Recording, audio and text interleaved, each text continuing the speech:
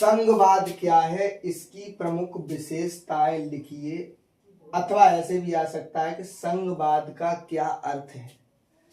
तो पहले हेडिंग डालोगे संघवाद।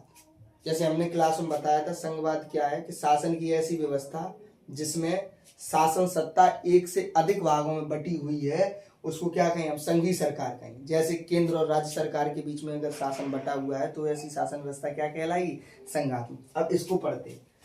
संघवाद एक राजनीतिक व्यवस्था है जिसमें एक देश के शासन को दो या दो से अधिक स्तरों में बांटा जाता है, जैसे कि केंद्र सरकार और राज्य सरकार है।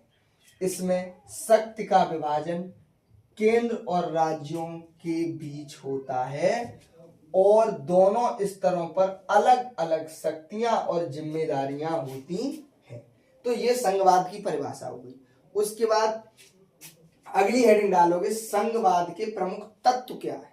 कब हम मानेंगे कि जो सरकार संघीय सरकार है तो उसमें क्या क्या होना चाहिए, दो या दो से अधिक स्तरों पर सरकार। जैसे भारत की सरकार है पर त्रिस्तरीय शासन व्यवस्था है अपने देश में, ठीक है।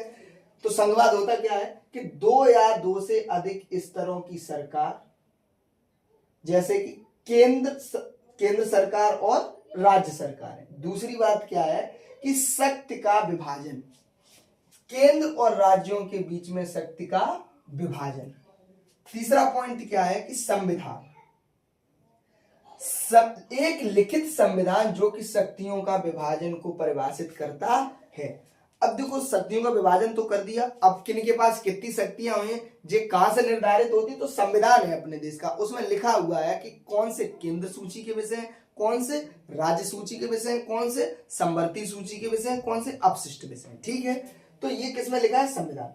तो संघवाद की प्रमुख तत्व क्या क्या है, दो या दो से अधिक स्तरों की सरकार होनी चाहिए, शक्ति का विभाजन होना चाहिए, तीसरा है कि एक लिखित संविधान होना चाहिए, ठीक है।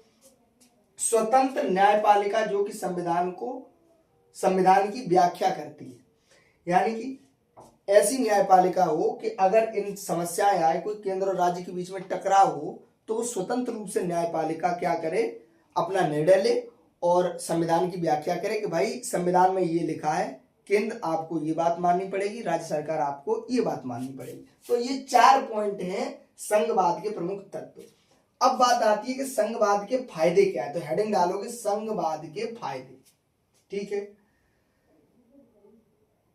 विविधताओं का सम्मान, पहला पॉइंट है कि विविधताओं का सम्मान। संघवाद विविधता का सम्मान करता है और विभिन्न क्षेत्रों की विशिष्ट आवश्यकताओं को पूरा करता है। इसका मतलब क्या है कि संघवाद है, जो संघीय सरकारें हैं, वो पूरे देश की विविधताओं का सम्मान करती हैं और उस जगह की जो अलग अलग आवश्यकताएं, विशिष्ट आवश्यकताओं को मतलब कि जैसे अपना जो भारत देश है, पहाड़ी क्षेत्र की कुछ अलग आवश्यकता है, मैदानी क्षेत्र की कुछ अलग आवश्यकता है, ठीक है। तो क्षेत्र की विशिष्ट आवश्यकताओं को भी पूरा करता है, पहला पॉइंट। दूसरा पॉइंट है कि शक्ति का विकेंद्रीकरण। अब आपको खुद ही आप समझ सकते हो, जब सरकार दो स्तर में बटी हुई है तो शक्तियां दोनों के पास है। केंद्रीकरण को मतलब शक्ति एक नहीं रहा है और विकेंद्रीकरण को मतलब शक्ति बढ़ जाए, तो इसका है शक्तियों का विकेंद्रीकरण। और जब दूसरा पॉइंट है कि शक्तियों का विकेंद्रीकरण, संघवाद शक्ति का विकेंद्रीकरण करता है जिसमें निर्णय लेने की क्रिया अधिक लोकतांत्रिक होती है। जब शक्तियां बटी होंगी तो निर्णय लेने की प्रक्रिया कैसी, अधिक लोकतांत्रिक होगी, यानी कि लोगों का उसमें लोगों के मत का सम्मान किया जाएगा और उनके अनुसार निर्णय लिए जाएंगे, ठीक है। तो ये हो गए तुम्हारे पॉइंट संघवाद की।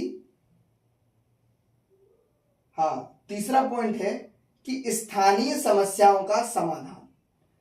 जो संघवाद है उसका तीसरा फायदा ये है कि स्थानीय समस्याओं का समाधान हो जाता है। जैसे हमने बताया भारत के परिप्रेक्ष्य में, बार बार बता रहे हैं, भारत के परिप्रेक्ष्य में अगर देखें तो ये जो पहाड़ी क्षेत्र है इनकी समस्याएं अलग होंगी मैदानी क्षेत्र की अपेक्षा, तटीय क्षेत्र इनकी समस्याएं कुछ अलग होंगी। तो अगर इनकी पहाड़ी क्षेत्र की अलग सरकार है, तटीय क्षेत्र की अलग सरकार, या भाषाई आधार पर अगर देखो जाए तो बंगाल में बंगला बोली जाती है, महाराष्ट्र में मराठी बोली जाती है और गुजरात में गुजराती बोली जाती है उत्तर प्रदेश हिंदी बाहुल्य है, तो इससे क्या है कि इन विभिन्न राज्यों में भाषाएं अलग अलग हैं, तो उन लोगों की आवश्यकताएं अलग अलग हैं, उन लोगों की भौगोलिक आवश्यकताएं अलग अलग हैं, तो उनका जो विविध जो संघात्मक सरकार होने के कारण उन आवश्यकताओं की पूर्ति भी आराम से हो जाती है। ये हो गया तुम्हारा तीसरा फायदा। अब है संघवाद के नुकसान। नुकसान क्या है इसके बेटा? नुकसान है कि संघवाद के नुकसान ये पहली है संघर्ष। जब दो स्तर में सरकार बटी हुई है तो आपस में संघर्ष होगा, ठीक है। किसी विषय को लेकर संघर्ष हो गया तो ये समस्या बनी रहती है कि जब संघीय शासन व्यवस्था होता है तो राज्य और केंद्र के बीच में संघर्ष की संभावना होती है, टकराव की संभावना होती है। दूसरा है असमानता। संघवाद में असमानता की संभावना होती है क्योंकि विभिन्न राज्यों में संसाधनों और विकास का स्तर अलग अलग होता है। असमानता अब समझ रहे हैं आप, जैसे उत्तर प्रदेश में खूब मैदानी भूमि है, इधर पहाड़ी क्षेत्र, तो इधर भूभाग कम है, तो यहाँ के लोगों के पास जमीन नहीं होगी, खेती नहीं कर पाएंगे, तो संसाधनों की असमानता है। अगर पूरा ये एक ही शासन होता, एक ही तरीके से शासन होता, तो इन्हें इधर पहाड़ों का फायदा मिल जाता, इनको इधर खेती का फायदा मिल जाता। तो ये एक दूसरा नुकसान है, ठीक है। तीसरी है जटिलता। जटिलता का मतलब ये कि संघीय शासन व्यवस्था है वह कठिन है थोड़ी सी एकात्मक शासन व्यवस्था की अपेक्षा, ठीक है। तो ये हो गया, इसको आप व्यवस्थित रूप से लिख लोगे और दो एक बार पढ़ लोगे, नहीं समझ में आए वो क्लास में पूछ लेना, ठीक है।